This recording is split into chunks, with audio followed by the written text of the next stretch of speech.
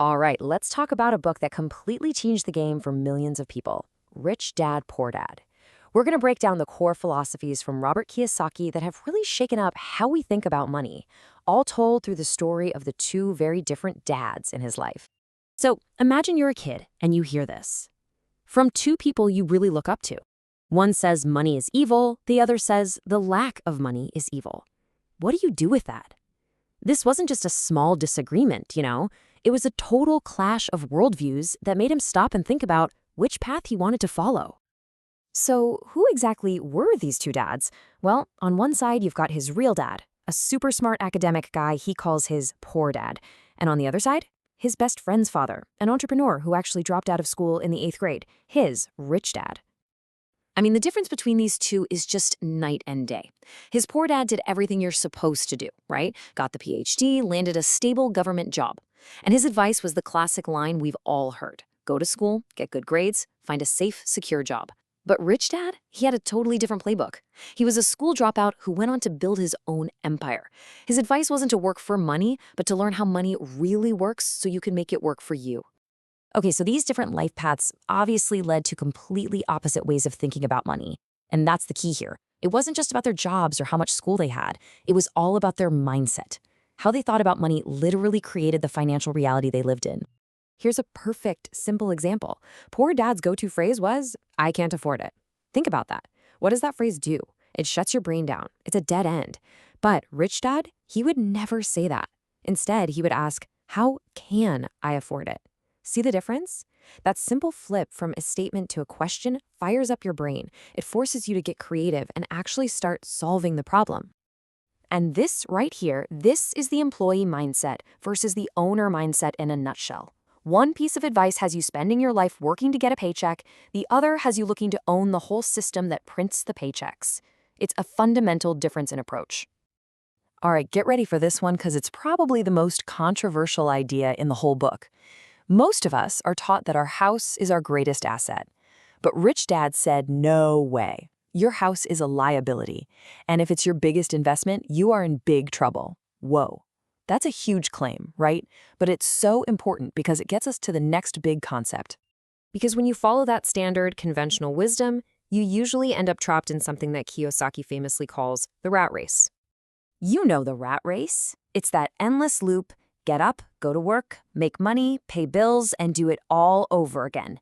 And the crazy thing is, when you get a raise, what happens?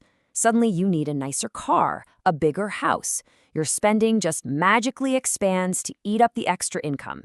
So you work even harder for the next raise, and the wheel just spins faster and faster, but you never really get anywhere.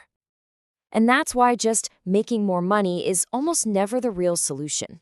The whole cycle is driven by two incredibly powerful emotions, fear and greed. The fear of not having money keeps you trapped in your job. Then, when you get paid, that desire, that greed, kicks in and you start thinking of all the new things you can buy. A bigger paycheck just makes the rat race spin faster. Okay, so how do you get out? How do you escape the race? Well, according to Rich Dad, it all comes down to one simple, profound rule that truly separates the rich from everyone else. And it's ridiculously simple. Forget all the complicated financial jargon. Here it is. An asset puts money in your pocket. A liability takes money out of your pocket. That's it. That's the whole definition. The only thing that matters is which way the cash is flowing. So let's look at how this plays out for most people. The paycheck comes in, fantastic, but where does it go? Poof, right back out the door to taxes, the mortgage, the car payment, credit card bills, the whole shebang. People spend their lives buying things they've been told are assets, but which are actually liabilities, taking money from them every month. That's what keeps them stuck. Now, let's flip that and look at the cash flow of the rich. Their focus is completely different. They're obsessed with one thing, building their asset column. They buy things that generate income, real estate, stocks, businesses.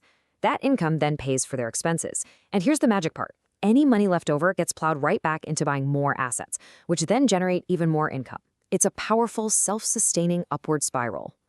This quote just sums it all up perfectly. The fundamental difference isn't how much money you make. It's what you choose to do with it. Do you use it to buy things that make you a little poorer each month? Or do you use it to buy things that make you richer? That single decision changes everything. So buying assets is step one. But the wealthy have another tool they use to play the game differently and protect what they've built. And that secret weapon is the corporation. Just look at the order of operations here. It's a huge difference. As an employee, you earn money, then you pay taxes, and then you get to spend whatever is left. The government gets paid first. But a corporation completely flips that. It earns money, then it spends money on its operations, and then it pays taxes on what's left over at the end. That is a massive advantage. So what does that actually mean?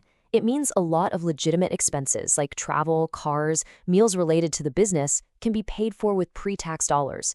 It's a perfectly legal way to shrink your taxable income and in turn reduce what is for most people their single biggest expense in life, taxes. So, after all these strategies, all these mindsets, what's the one thing that truly matters most? What is the single most powerful asset you could ever possibly own? Well, I can tell you it's not money or stocks or even real estate.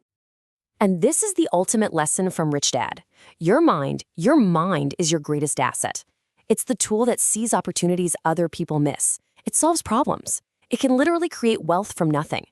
A financially educated mind is infinitely more valuable than a pile of cash. Think about it. This is why you hear all those stories about lottery winners who go broke in just a few years. They got the money, sure, but they didn't have the financial intelligence to keep it and grow it. So the most important investment you'll ever make, it's not in the market, it's in yourself. It's in your own financial education. And that leaves us with one final, very powerful question to think about. Kiyosaki says that most people are so terrified of losing that they never even really try to win. Winners, on the other hand, they know that failure is just part of the process. So the question to leave you with is this: which one is driving your decisions right now? Is your fear of losing greater than the excitement of winning?